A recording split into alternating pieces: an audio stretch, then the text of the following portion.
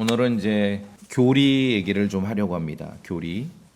구원받은 성도들이 이제 신앙생활, 교회 생활을 하는데 교리를 모르면 신앙생활이 즐겁지 않습니다.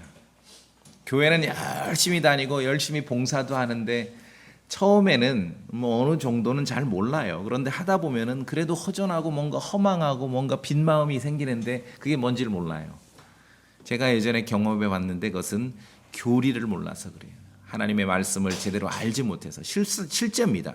교리를 모르면 결국 신앙생활이 즐겁지 않습니다. 교리를 모르는 무지 가운데 성경을 대하면은 읽을 때마다 불안해요. 뭐 밥 먹을 때 지팡이 짚고 띠를 띠고 먹으라 그러고 항상 뭐 신발 신고 먹으라 그러고 떠날 준비를 하면서 먹으라 그러고 여러분 이런 구절을 읽을 때 불안하지 않으셨습니까? 예. 교리를 모르며 무지 가운데 교회를 다니는 사람들은 주변에 보세요. 여러분 친구들 보세요. 친척들, 가족들 보세요. 정말 이상한 짓들을 많이 합니다. 교리를 모른다는 것은 성경을 읽고 성경에 있는 걸 믿는다고 하지만 교리를 모른다는 것은 구분할 줄 모른다는 겁니다. 교리를 모른다는 것은 나눌 줄 모른다는 거예요. 그래서 이상한 짓들을 합니다. 이상한 짓들을 하는 사람들도 다 나름대로 성경 구절을 펴니다. 그게 교리를 모르는 것이에요. 자, 오늘 예수님께서 12 제자를 부르십니다. 1절에는 12 제자라고 하고 2절에는 12 사도라고도 합니다. 12 제자도 되고 12 사도도 됩니다. 그러면서 12명의 이름이 기록되어 있어요. 뭐 우리가 어린이 학교 같으면은 12명 이름 외우라고 하겠죠? 예. 외우라고 뭐 외울 필요 없습니다. 유명한 사람 우리가 늘 알잖아요. 뭐 시몬 베드로, 안드레, 야고보, 요한, 뭐 빌립, 바돌레메, 도마 많이 알죠? 예. 마태. 시몬 베드로하고 안드레는 형제입니다. 둘이는 아버지가 같아요. 친형제고. 또 야고보와 요한도 형제죠. 예, 둘이는 형제예요. 이제 그렇게 짝을 지면은 12 사도, 12 제자의 이름이 쉽게 눈에 들어옵니다. 하나 더 이제 힌트를 쉽게 이제 알 수 있는 걸 드리면은 12 사도 시몬이라는 제자가 2명이 있습니다. 목사님 어떻게 2명이에요? 나중에 해결 안 되면 궁금하면 나중에 찾아 확인해 보세요. 제 말이 맞아요. 시몬이 2명이 있습니다. 야고보, 제임스, 야고보라는 이름 제자도 2명이 있습니다. 심지어 유다도 2명입니다. 어떻게 유다 2명이에요? 예, 오늘 그것 일일이 찾을 수 없으니까 제 말이 맞다니까요. 다 확인하고 말씀드리는 거예요. 유다도 2명입니다. 그렇게 12명의 이름이 나오지요. 자, 12 제자, 12 사도에게 1절에 보니까 권능을 주십니다. 파워.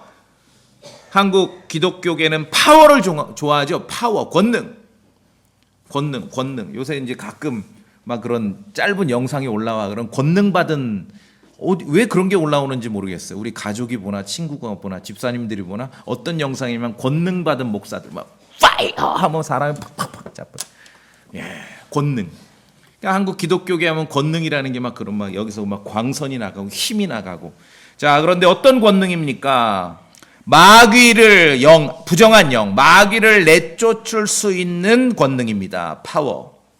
그리고 질환과 질병을 치유하는 능력, 권능입니다. 그런 파워. 마귀를 내쫓고 질병을 고칠 수 있는 파워, 권능을 누구에게 주셨습니까? 12 제자, 12 사도에게 주셨습니다.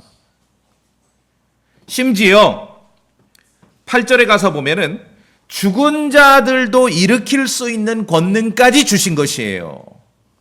대단하죠?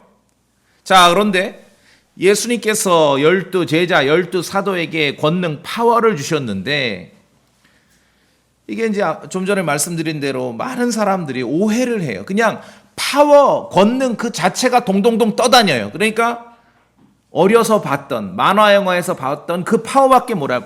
파이어 하고 나가는 거. 성경은 그게 아니에요. 권능, 파워를 주시는데 뭐 하는 권능인지가 나오는 거예요. 오늘 이 12 제자, 12 사도에게 주신 권능은 첫째는 마귀를 내쫓을 수 있는 권능, 두 번째는 질병을 고칠 수 있는 권능인 것이지요. 뭐 하는 권능인지가 중요해요. 심지어 죽은 자를 살릴 수 있는 그러한 권능입니다. 그 권능을 주신 거예요. 누구에게? 12사도에게. 12사도에게. 자, 그런데 조건이 붙어요. 조건이 붙어요. 5절에 보니까 이방인들에게 가지 말라. 사마리아 사람들에게도 가면 안 돼. 6절에 오히려 누구에게만 갑니까? 이스라엘 집에 잃어버린 양들에게 가라. 조건이 붙습니다. 권능을 주셨습니다. 놀라운 권능을 주셨는데 12사도에게 조건이 붙습니다. 이방인들에게 가면 안 돼. 사마리아 사람들에게도 가면 안 돼. 이스라엘 사람들에게만 가. 이게 조건이에요. 참으로 희한하죠? 이 사도들은 이 놀라운 권능, 파워를 가지고 이방인이나 사마리아 사람들에게 가는 게 아니라 이스라엘 사람들, 이스라엘의 잃어버린 양들에게만 갈 수 있어요. 왜 그렇습니까? 복잡하고 어렵고 난해한 교리를 저는 아무렇지도 않게 쉽게 말씀드리는 거. 왜 그래요?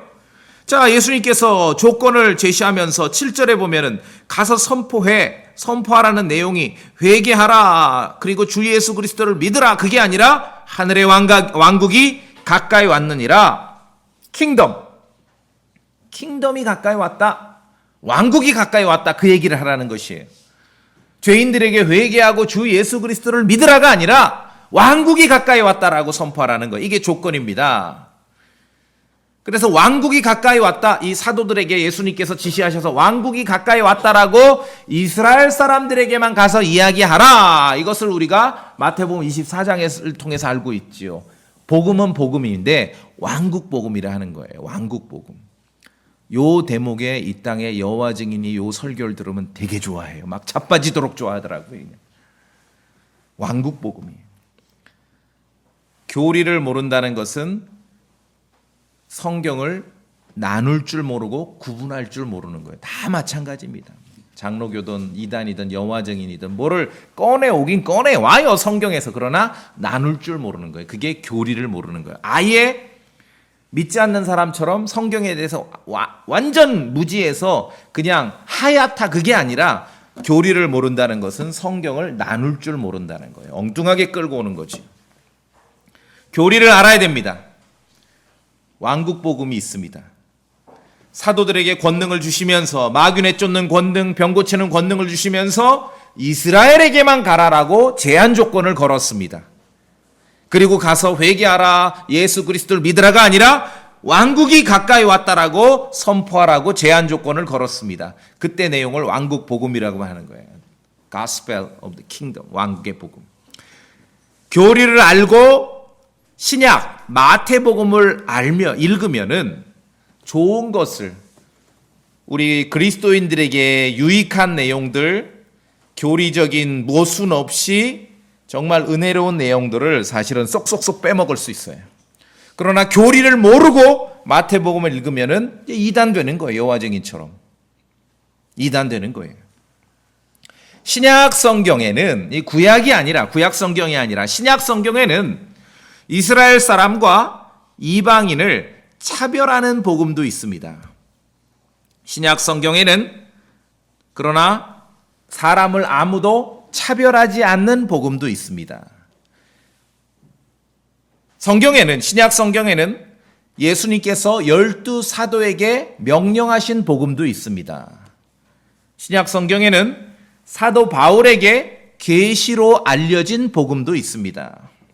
신약 성경에는 주여 주여 외치더라도 불법자로 구분되어 주님으로부터 외면받는 복음도 있습니다.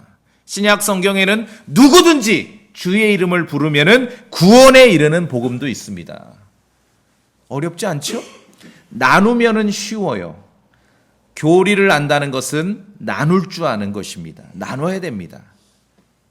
그래야 이상한 짓들을 안 해요. 신약 성경에는 예수님께서 이 땅에 계실 때, 태어나셔서 이제 성장하셔서 이 땅에 계실 때 예수 그리스도께서 선포하신 복음이 있습니다. 그분이 주어예요. 선포하는 주어예요. 그러나 신약 성경에는 예수 그리스도, 십자가에 못 박히신 예수 그리스도를 선포하는 복음이 있어. 이해하십니까? 이거 우리말 잘 알아들어야 되는데.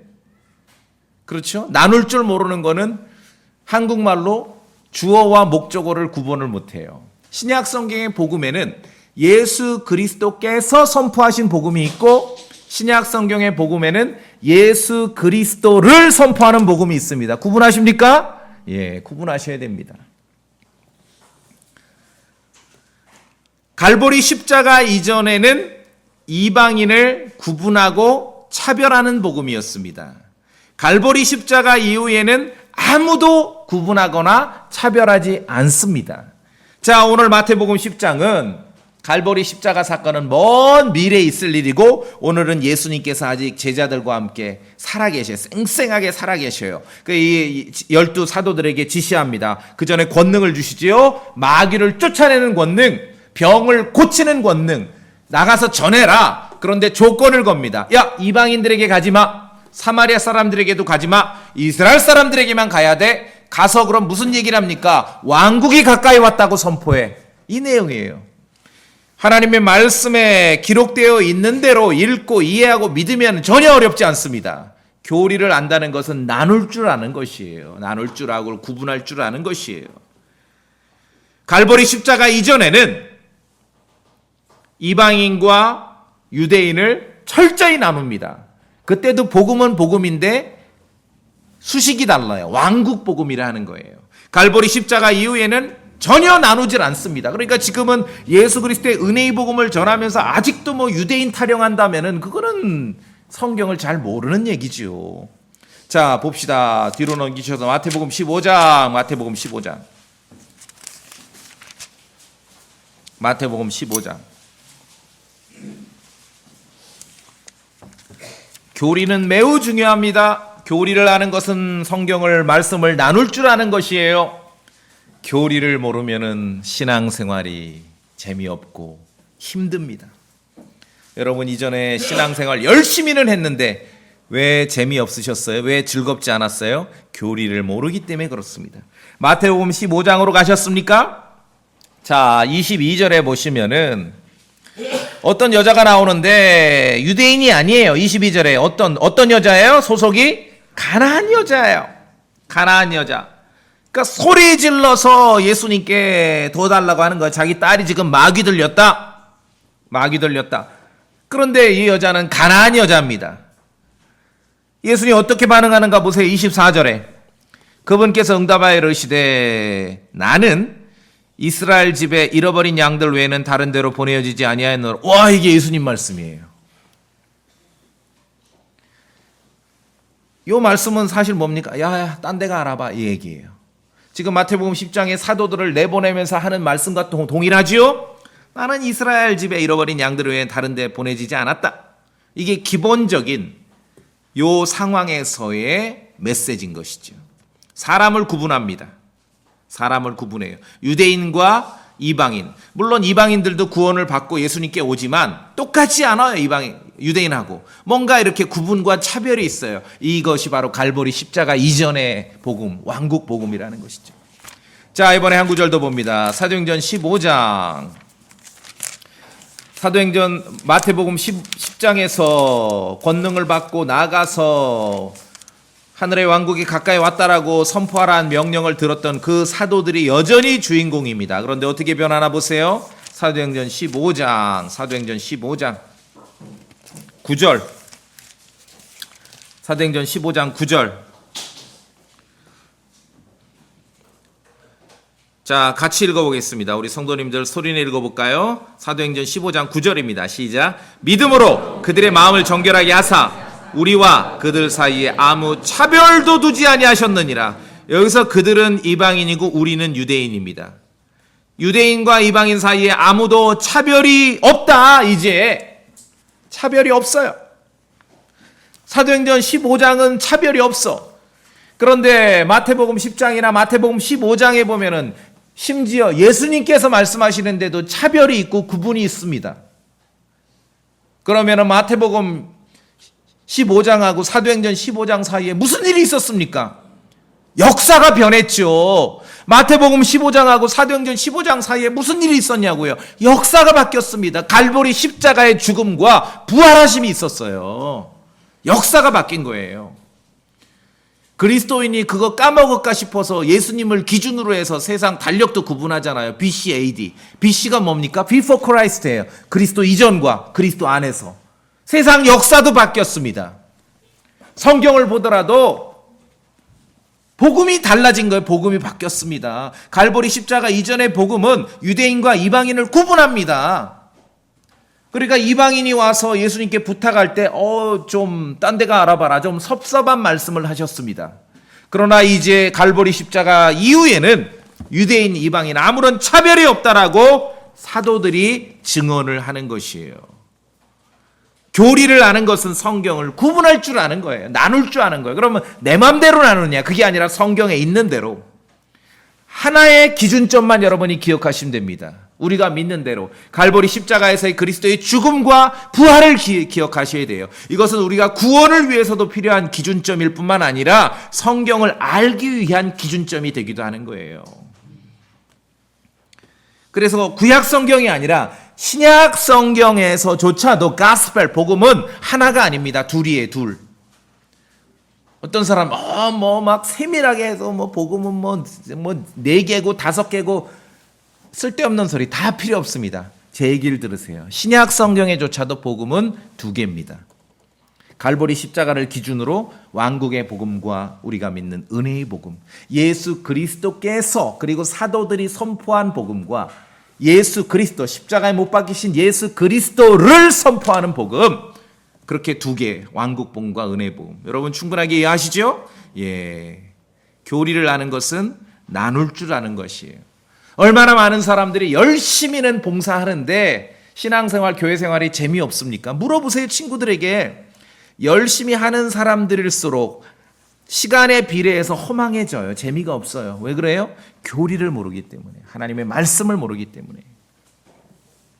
자, 오늘 마태복음 10장에서 예수님께서 12 사도에게 선포하라고 주신 명령은 왕국이 가까이 왔다, 그렇게 선포하라는 거예요. 죄인들에게 회개하고 예수님을 믿으라가 아니라 왕국이 가까이 왔다. 말씀드렸듯이 왕국이 가까이 왔다는 건 왕국 복음이에요. 왕국 복음에서는 이방인과 유대인을 철저히 구분합니다.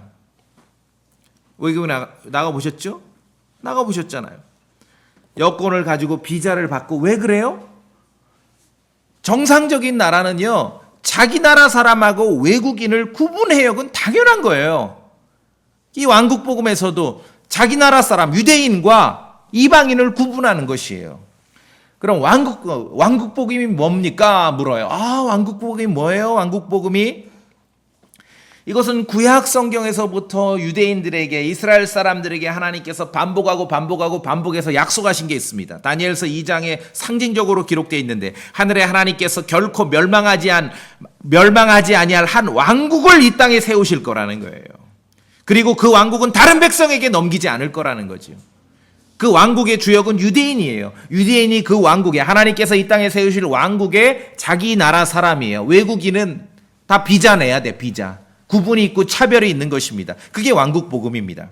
왕국 복음은 이 땅에 이스라엘 사람들에게 하나님께서 약속하시고 계획하신 나라를 세우는데 필요한 그 절차, 그 내용, 그 나라의 자기 나라 사람, 유대인, 필요한 국민을 준비시키는 그 말씀이 왕국 복음이에요.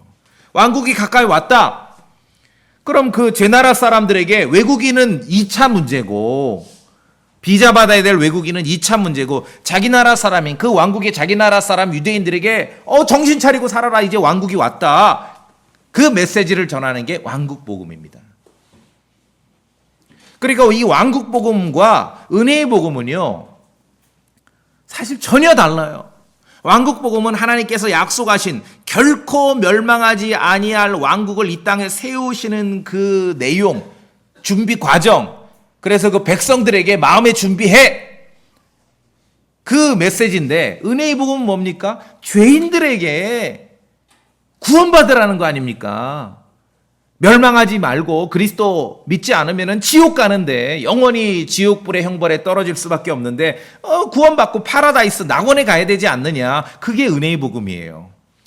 그러니까 이거를 뭐 그냥 뒤섞어버린다는 거는 이건 저주입니다. 저주. 이건 섞일 수가 없어요. 섞일 수. 나라를 건설하는 내용과 구원받으라는 거는요. 섞일 수가 없는 거예요. 그래서 교리를 모르면은 행복하지 않아요. 우리는 구원받고 정말 하나님의 왕국에서 영적인 삶, 믿음으로 살아가야 되는데 전부 교리를 모르고 구분하지 않고 나누질 않으니까 이 땅에 나라를 건설해가는 그 메시지를 계속 들어버리니까 힘들지요. 여러분, 독립해서 나라 하나, 무슨 뭐 정당도 아니고 국가를 하나 세울 그 생각 있으세요? 꿈에도 생각 못 해봤잖아요. 어디다 우리가 세울 땅도 없어요. 나라 하나 세우고 싶어도. 근데 그 일을 하라니까 힘들지 안 힘들어요? 그래서 힘든 거예요, 신앙생활이. 아니, 나는 전혀 계획도 없는데 모든 내용이 지금 나라 세우는 데 관련된 메시지예요. 나눠야 됩니다. 교리를 알아야 됩니다. 구분해야 됩니다. 사도들에게 주님께서 선포하라고 말씀하신 그 왕국 복음, 그 왕국에는 왕도 있고 백성도 있고 땅도 있습니다. 근데 이 백성들이 잘 준비가 안 되거든요. 이스라엘 사람들이. 그래서 이스라엘 사람들에게 그 왕국의 백성이 될 유대인들에게 반복해서 선포하는 거예요. 그 나라에 대해서. 니들이 정말 자격을 갖추고 정상적인 상식적인 국가라면은 그 국민의 의무가 있지 않습니까? 뭐 있어요, 우리도. 4대 의무. 납세의 의무, 교육의 의무, 국방의 의무, 근로, 노동의 의무, 이런 4대 의무가 있는데, 이 왕국의 백성인 유대인들에게도, 니들이 해야 될 일이 있어, 당연히. 그거 해야 되지 않냐? 그 메시지를 전하는 것이 왕국 복음입니다. 나라를 세우는 복음과 나라를 건설해 가야 되는 그 메시지와 죄인들에게 죄 용서받고 구원받으라는 메시지가 이게 뒤섞일 수 있냐고요. 이 땅의 죄인들은, 구원받은 성도들은, 그리고 정말 영적인 삶, 믿음으로 살아가고 복음을 전하고 정말 주님을 영화롭게 하고 그 삶을 살아야 되는데 이 사람들에게 자꾸 나라를 세우라고 하니까 힘든 거예요. 야, 이게 1500년 전 같으면 나라 세우죠. 삼국시대 그때 같으면 가서 고구려도 세우고 백제도 세우고. 지금 이 땅에 대한민국에 있는 성도들에게 나라를 세우는 얘기를 자꾸 하니까 힘들어요. 교리를 알아야 됩니다. 교리를 알아야 돼요. 왕국 복음은 이 땅에 예루살렘을 중심으로, 유대인을 중심으로 하나님께서 약속하시고 계획하시는 나라를 세우는데 필요한 말씀이에요. 왜 힘든지 아시겠죠? 예. 교리를 구분해야 됩니다. 그 왕국에는요, 그 왕국은 땅은 정해져 있고, 왕은 예수 그리스도고, 백성은 유대인인데, 그 왕국은 완벽한 복지 정책이 실현됩니다. 그 왕국은 그리스도께서, 예수 그리스도께서 왕으로 다윗의 왕자를 앉아 왕으로 통치하시기 때문에 그 왕국은 완벽한 복지 정책은 뭐냐 하면은 병원도 없고요, 의료보험도 필요 없습니다. 왜 그렇습니까? 모든 질병, 인생을 괴롭히는 모든 어려움, 그 중에 가장 그 최악이 아프고 고통받고 사고나 그런 거 아닙니까? 모든 질환과 모든 질병을 다 고쳐주기 때문에 그래요, 주님께서. 그래서 왕국 복음을 얘기하면서 사도들에게 그 파워를, 권능을 준 거예요. 가서 다 고쳐라. 병원, 그 왕국에는 병원도 필요 없고 의료보험도 필요 없습니다. 마태복음이나 마가복음, 누가복음 읽어보시면은 예수님을 만났는데 몸이 아픈 사람은 다 치유받았습니다. 마태복음이나 마가복음, 누가복음, 요한복음을 보시면은 예수님께서 심지어 가시다가 장례식과 마주쳤어요. 다 살아났어요. 장례식도. 그게 왕국이에요. 완벽한 복지. 인간을 괴롭히는 질병과 질환, 죽음마저도 없는 그 왕국이라는 것이죠. 그 왕국을 건설해 가는데 필요한 내용들을 계속 그 특징을 말씀하니까 이 사도들이나 유대인들에게는 그게 반가운 소식이지만 교리를 나눌 줄 모르는 사람들, 교리를 나눌 줄 모르고 막 성도들에게 그 얘기를 하면 이게 굉장히 난감한 거예요. 제가 볼 때는 전부 지금 나라 세우라고 얘기를 하고 있어요. 얼마나 많은 목사들이 구원받고 죄인들이 구원받고 은혜롭게 믿음으로 이 땅을 믿음으로 이기며 살아가라고 설교해야 되는데 전부 나라 세우는 얘기를 하는 거예요. 그러니까 땅땡이가 어디는 없으니까 자꾸 이 땅에다 여기다가 뭐 조금이라도 세우잖아요. 전부 땅 사가지고 이렇게 세우는 거예요. 전부 나라 세우는 거. 왕국복음과 함께 12사도에게 권능 파워를 주셨습니다. 마귀를 내쫓고 질병을 고치는 권능 파워라고 말씀드렸죠. 그러니까 그 맥락이 중요합니다. 여러분 성경을 정말 잘 공부하시고 싶고 성경을 알고 싶으시다면은 성경도 알아야 되지만 좀 이미 입증된 좋은 한글로 쓰여진 우리 글 책들을 좀 많이 읽으셔서 이 독해를 잘 하셔야 돼요. 문맥에 따라서. 자, 왜 그러냐면은 오늘 보면 마태복음 10장에 예수님께서 12사도에게 파워, 권능을 주셨습니다. 이때 주신 권능은 마귀를 내쫓고 질병을 고치는 권능이죠. 보셨죠? 자, 그런데 성경을 몇 페이지를 넘기면은 동일한 예수님께서 동일한 사도들에게 동일한 권능, 파워라는 단어를 말씀하시는데 그때는 전혀 달라요. 자, 사도행전 1장으로 갑니다. 사도행전 1장. 사도행전 1장.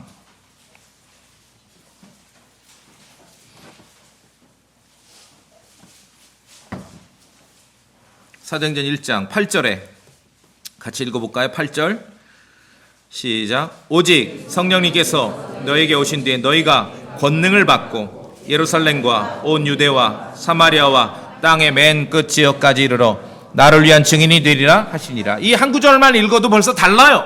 마태복음 10장과 동일한 예수님께서 동일한 사도들에게 동일한 파워라는 단어를 말씀하시는데 마태복음 10장의 파워는 마귀를 내쫓고 병을 고치는 파워입니다. 사도행전 1장 8절의 파워는 예수 그리스도를 위한 증인이 되는 파워예요. 그러니까 권능이란 단어만 동동동동 떠다니면은 이건 성경을 너무 모르는 거죠. 권능을 주시는데 이 권능이 목적이 뭔지, 이 권능에는 목적이 붙는 거예요. 뭐 하는 권능인지 성경을 그렇게 읽으셔야 돼요. 오늘 사도행전 1장의 권능은 그리스도를 위한 증인이 되는 권능이에요. 동일한 주님께서 동일한 제자들에게 동일한 파워를 주신다고 말씀하시는데 마태복음 10장의 파워와 사도행전 1장의 파워는 전혀 다릅니다. 전혀 달라요. 무슨 파워인지를 구분하지 못하면 성경을 읽을수록 혼란에 빠지는 거예요. 그러니까 권능, 파워, 요 단어 자체가 완성된 의미인 줄 알고 많은 한국의 기독교인들이 이 파워, 권능만 가지고 있어요. 그러니까 어렸을 때 본 만화, 영화에서 그 권능을 가져오는 거예요. 파이어! 하고 그렇게 하는 거예요. 그 짓을 하는 거예요. 이상한 짓들을 하는 것이죠. 무슨 파워인지 중요하지요? 여러분 권능이 붙을 때는 이게 무슨 파워인지를 확인하셔야 돼요. 마귀를 쫓아내고 질병을 고치는 파워인지 예수 그리스도를 위한 증인이 되는 파워인지 그것을 구분하실 수 있어야 됩니다. 사도행전 1장에 오면은 동일한 주님께서 동일한 사도들에게 동일한 파워라는 단어를 쓰시면서 전혀 다른 파워를 말씀하시죠. 예수 그리스도를 위한 증인이 되는 파워지요. 이때는 이미 지역을 구분하지도 않습니다. 왜? 동일한 사도들에게 마태복음 10장에서는 이방인들에게 가지도 말어, 사마리아 사람들에게 가지도 말어 했는데 여기서는 지금 예루살렘과 온 유대와 사마리아와 땅의 맨 끝 지역까지 지역을 구분하지 않습니다. 예수님 이랬다 저랬다 하시죠. 이랬다 저랬다 하시는 거예요. 사람을 구분하지도 않습니다. 마태복음 10장에서는 파워를 주시면서 이스라엘 사람들에게만 가 했는데 여기서는 다 가라는 거예요. 구분하지 않습니다. 마태복음 10장과 사도행전 1장 사이에 무슨 일이 있었습니까? 말씀드렸죠. 역사가 바뀌었습니다. 갈보리 십자가의 죽으심과 부활이 있었다는 거죠. 예수 그리스도의 갈보리 십자가의 죽으심과 부활은 죄인의 구원을 위한 기준점이기도 하지만 우리가 성경을 정말 똑똑하게 이해할 수 있는 기준점이기도 합니다. 그것을 기준을 나누지를 못하면은 여러분 어떻게 나라 세우셔야 돼. 계속 나라 세우는데 노동하는 거예요. 얼마나 많은 기독교인들이 알지도 못하면서 지금 나라 세우는 일에 동참하고 있냐고요. 우리 나라는 이미 세워져 있는데. 사도행전 1장으로 오면은 동일한 주님, 동일한 사도들, 동일한 파워를 말하지만 지역과 사람을 구분하지 않습니다. 예루살렘과 온 유대와 사마리아와 땅의 맨 끝 지역까지 이르러 그리스도를 위한 증인이 되라는 거예요. 그 증인이 되기 위한 파워를 주시겠다라고 말씀하시는 거예요. 그렇죠? 마태복음 10장에서는 이스라엘 사람에게만 가라고 명령하신 분께서 이제 사도행전 1장에서는 구분하지 말고 가라고 말씀하십니다. 왜 예수님께서 이랬다 저랬다 하세요? 여러분이 그 12 사도 중에 한 명이었으면 기억력 좋은 사도면은 주님 왜 이랬다 저랬다 하시? 그럴 수 있지 않습니까? 손 들고 물어봤을 것 같아요. 베드로 같은 경우. 왜 이랬다 저랬다 하십니까? 야, 베드로야. 마태복음 10장과 사도행전 1장 사이에 엄청난 사건이 있는 거 너 기억 못하냐? 역사가 바뀌었다. 갈보리 십자가의 죽으심과 부활하심이 있었다는 것입니다. 갈보리 십자가 사건이 있었습니다. 그리고 예수 그리스도의 부활이 있었습니다. 예수 그리스도께서 십자가에서 숨을 거두실 때 성전의 휘장이 위로부터 아래까지 둘로 찢어졌다고 성경은 기록합니다. 그 말은 이제 더 이상 유대인만의 종교, 유대인만의 신앙은 없다는 얘기예요. 없다는 얘기예요. 세상이 바뀌었습니다. 역사가 바뀌었습니다.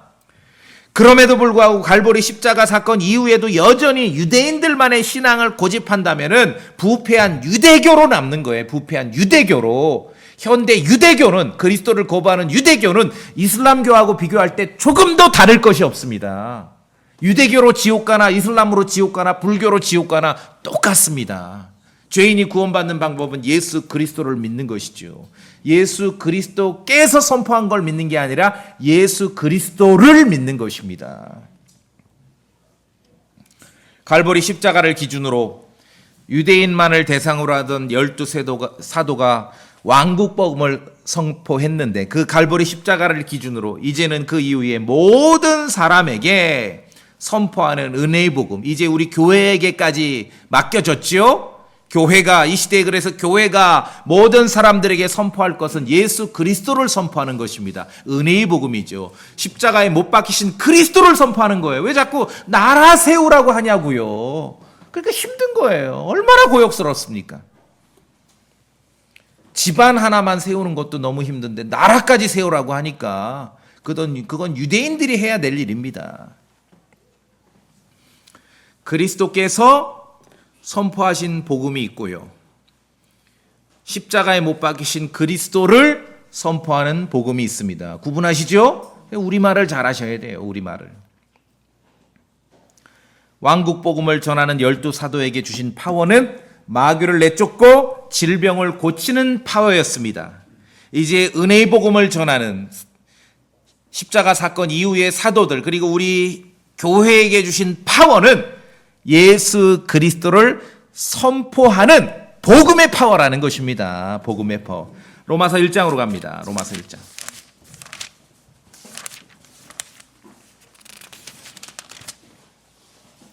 16절.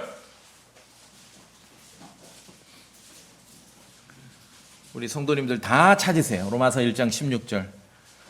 그래서 우리 성도님들이 한번 소리내서 읽어보시겠습니까? 로마서 1장 16절. 로마서 1장 16절. 당당하게 읽어보세요. 로마서 1장 16절. 내가부터 시작. 내가 그리스도의 복음을 부끄러워하지 아니하니 이는 그 복음이 믿는 모든 자에게 구원을 주시는 하나님의 권능이기 때문이다. 먼저는 유대인에게요 또한 그리스도인에게요. 하나님의 권능 보셨습니까? 파워. 우리에게 주신 파워는 복음의 파워예요. 마귀네 쫓고 병 고치는 파워가 아닙니다. 믿는 모든 자에게 구원을 주시는 하나님의 권능 파워라는 것이죠. 복음을 전하는 파워예요. 내가 그리스도의 복음을 부끄러워하지 아니하노니 개역성경 그리스도가 없죠? 예, 예수님의 이름을 지웠습니다. 자, 그래서 성경을 알고 진리를 안다는 것은 교리를 아는 건 구분이 아는 건데 너무나 많은 사람들이 이 땅의 기독교인들이 파워하면 이 파워 자체가 완성된 어떤 진리인 줄 아는 거예요. 파워에는 목적이 있는 거죠. 무슨 파워인지, 무슨 권능인지 끝까지 읽어야 돼요. 그래서 마태복음 10장에서 사도들에게 주셨던 파워와 사도행전 1장에서 사도들에게 주셨던 파워는 전혀 다른 얘기를 하는 겁니다. 이제 십자가 사건 이후로 그리스도의 부활 이후로 우리에게 주신 권능은 마귀 내쫓고 병 고치는 권능이 아니라 그리스도의 복음을 전하는 파워라는 것이죠. 자, 고린도전서 1장 봅니다. 고린도전서 1장. 고린도전서 1장. 저랑 같이 읽어볼까요? 고린도전서 1장 18절. 고린도전서 1장 18절. 이는부터 시작. 이는 십자가를 선포함이 멸망하는 자들에게는 어리석은 것이지만 구원받은 우리에게는 하나님의 권능이기 때문이라. 여러분 권능 받으셨습니까? 십자가를 전파하는 것이 하나님의 파워라고 성경은 우리에게 알려주는 거예요. 교리를 모르니까, 나눌 줄 모르니까 여전히 왕국을 세우는데 필요한 메시지에 매여 있으니까 뭐 마귀 내쫓는다, 뭐 병 고친다 그러고 있는 거예요. 교리를 모르니까.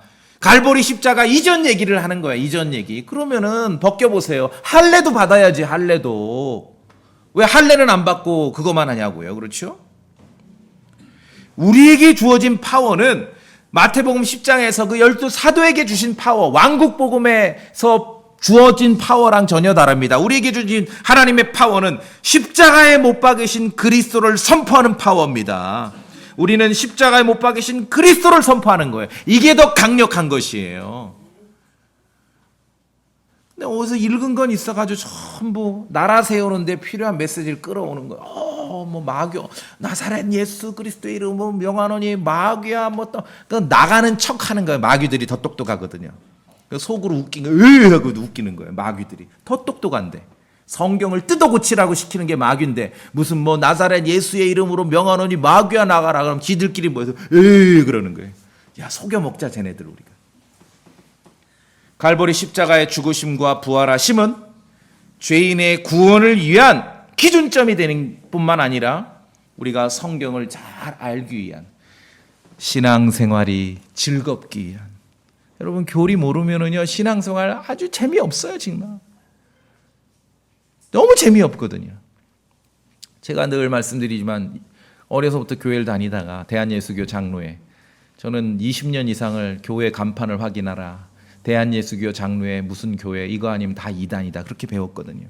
그렇게 살다가 20대 초반 대학에서 이렇게 교회 신앙생활하고 하는데 이게 너무 재미없어. 이게 만약에 내가 믿는 거면 제가 셋 중에 하나인지 내가 잘못됐든 니들이 잘못됐든 하나님이 잘못됐든 뭐 셋 중에 하나는 틀린 것 같다. 너무 재미없어요. 신앙생활이, 교회 생활이. 하나님께서 그때 내가 잘못한 것도 물론 있고 사람들이 잘못한 것도 있고 그렇지만 성경이 잘못됐다는 걸 알려주신 것이 제대로 된 성경이 없었구나.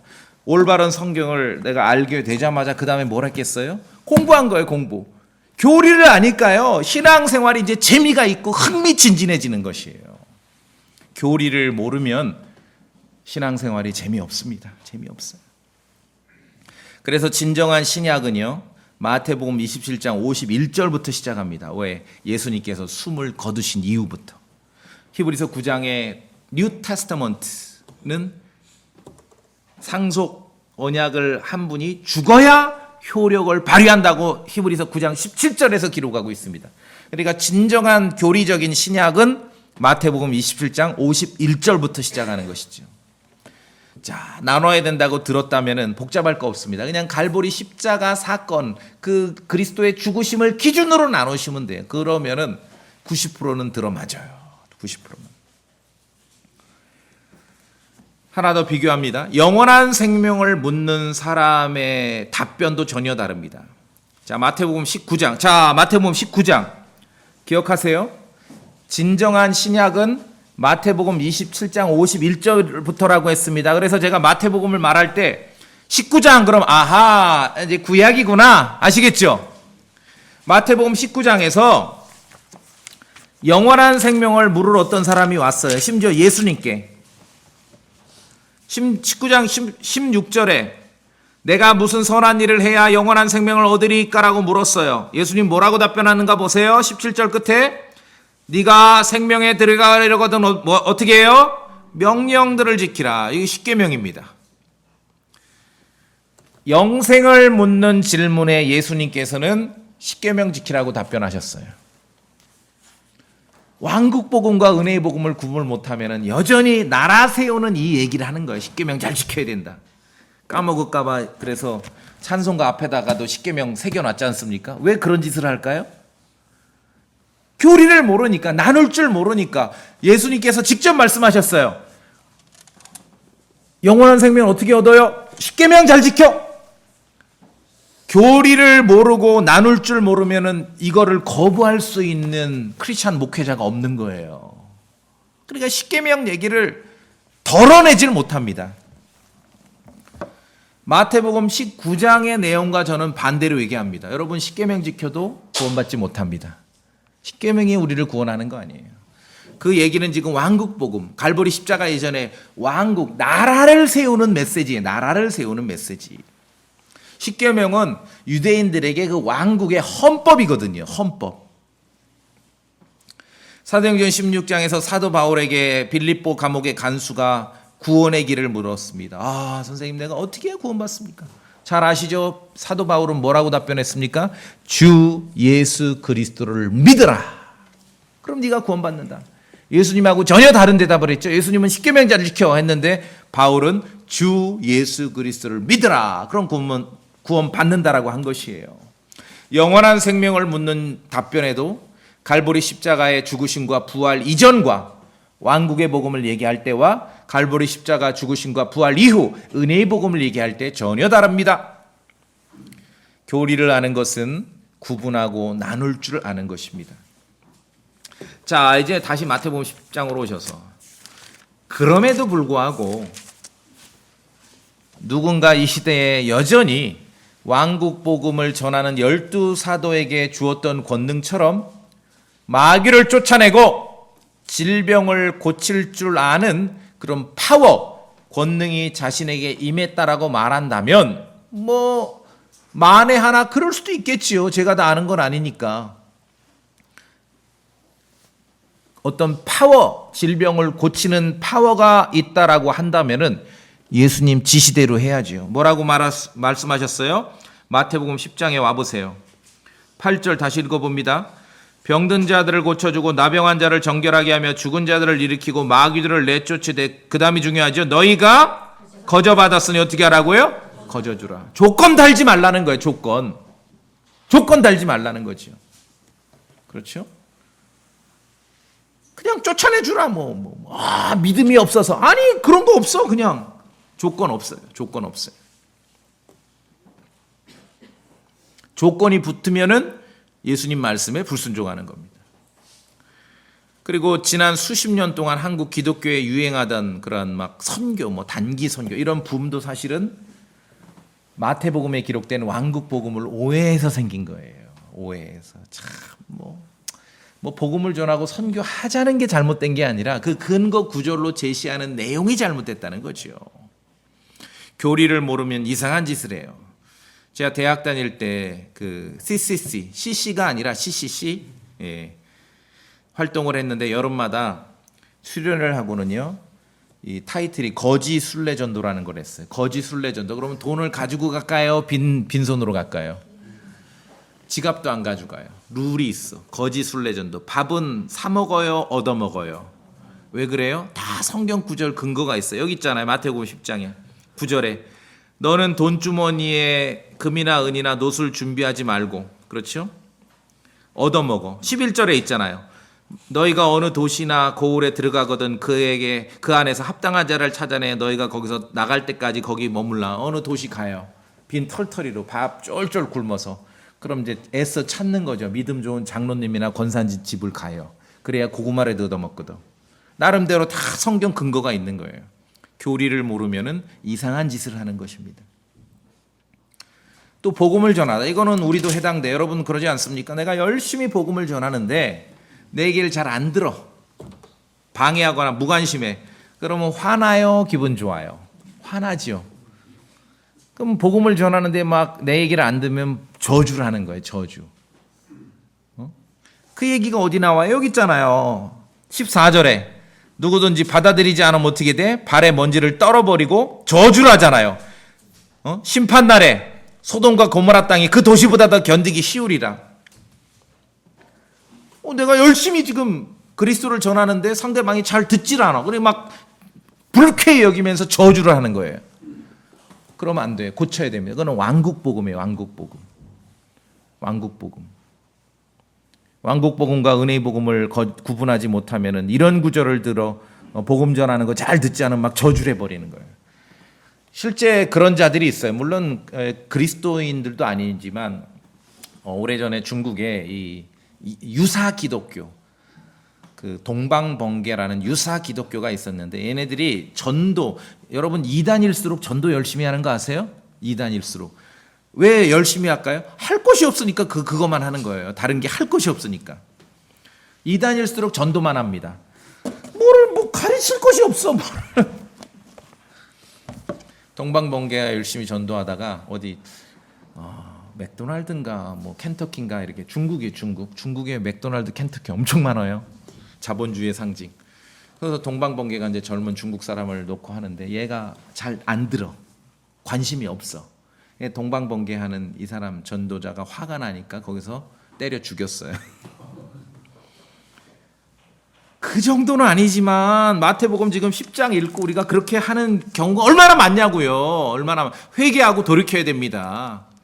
걔네들이 때려 죽이니까 중국 정부에서 이 동방번개는 반국가적이고 반사회적인 그런 단체 종교 집단으로 해서 대대적인 말살 정책을 펴서 얘네들이 어디로 다 도망왔냐면 한국으로 왔어요.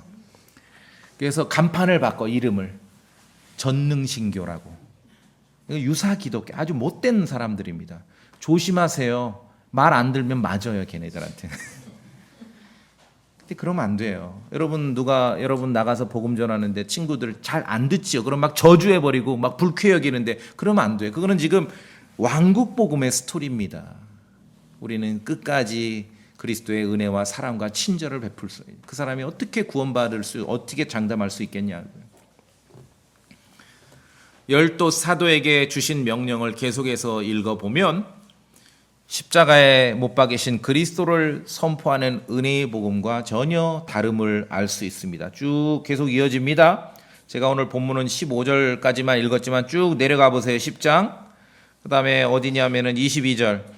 또 너희가 내 이름으로 인해 모든 사람에게 미움을 받을 것이나 끝까지 견디는 자는 구원을 받으리라. 그 다음에 23절.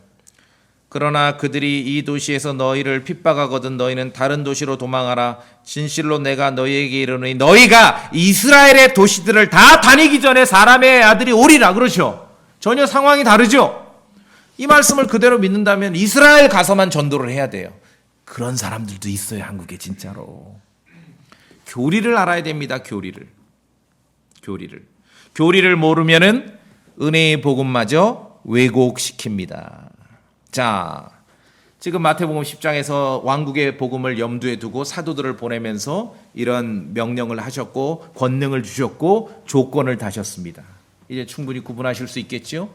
갈보리 십자가의 죽으심과 부활은 죄인의 구원을 위한 기준점일 뿐만 아니라 우리가 성경을 알아가고 정말 신앙생활을 행복하게 하기 위한 기준점이기도 합니다. 이제 12월 25일 크리스마스 날짜가 정확한지 모르지만 어쨌든 참 기특하지요. 세상 사람들도 예수님의 탄생을 기억하겠다는데 얼마나 대단한 일입니까? 자, 그런데 성경을 보시면은 왕국 복음을 염두에 두고서 그리스도의 탄생을 설명한다면은 당연히 그분은 유대인의 왕으로 오신 것이지요. 수십 년, 수백 년 답답했던 그런 구절들이 이제 확 열리는 겁니다. 우리 끝으로 두 구절 확인해 볼까요? 마태복음 2장.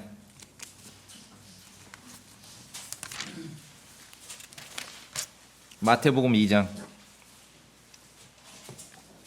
제가 읽습니다. 한편 헤롯 왕 시대에 예수님께서 유대의 베들레헴에서 태어나심에 보라 동쪽으로부터 지혜자들이 예루살렘으로 와서 이르되 유대인들의 왕으로 태어나신 분이 어디 이제 이해되세요? 확 이해가 되시죠? 예, 그 왕국을 위한 왕으로 오신 것이에요. 누가복음 1장